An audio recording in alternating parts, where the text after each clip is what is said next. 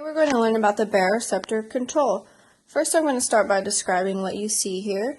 We have the heart, the carotids, the vagus nerve, your glossopharyngeal nerve, the medulla oblongata of the brain, and these little marshmallows are the baroreceptor receptors within the carotid sinuses and the aortic sinuses.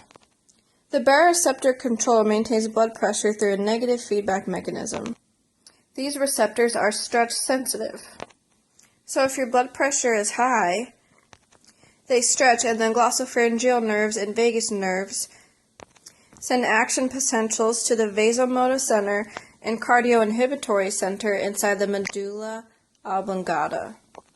This will tell your parasympathetic nervous system to tell your arterioles to dilate, or also known as vasodilation, which will in turn cause a decrease in blood pressure.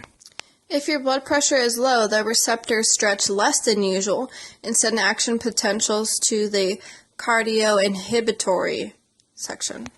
The cardioexcitatory system. This will trigger your sympathetic nervous system and cause your arterioles to constrict, or known as vasoconstriction, to increase your blood pressure. The rate at which the action potentials are fired are known as the parasympathetic tone and sympathetic tone. Blood pressure also affects the heart. If your arterioles are dilated, it will cause the stroke volume to decrease, the heart rate to decrease, and the total cardiac output to decrease. The stroke volume is the volume of blood pumped with each beat.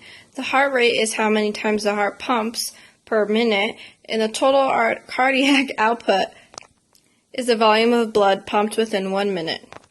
If your arteries are constricted, it will cause an increase in stroke volume, an increase in heart rate, and an increased total cardiac output.